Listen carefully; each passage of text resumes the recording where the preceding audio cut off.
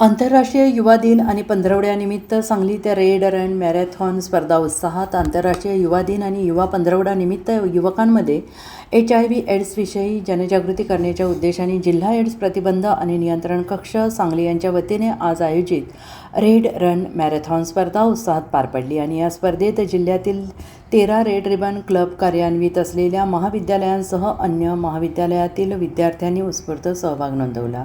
या स्पर्धेचे आयोजन जिल्हा एड्स प्रतिबंध आणि नियंत्रण कक्ष सांगली यांनी सांगली जिल्हा ॲमॅच्युअर ॲथलेटिक्स असोसिएशनच्या सहकार्याने केले.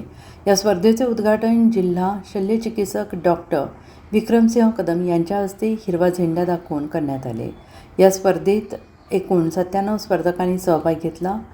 जिल्हाधिकारी कार्यालय सांगली येथून या स्पर्धेला प्रारंभ होऊन विश्रामबाग चौक, सांगली मार्केट यार्ड, पृथ्वीराज चौक, माननीय डॉक्टर पतंगराव कदम चौक मार्गे सिव्हिल हॉस्पिटल सांगली येथे मॅरेथॉनची सांगता झाली.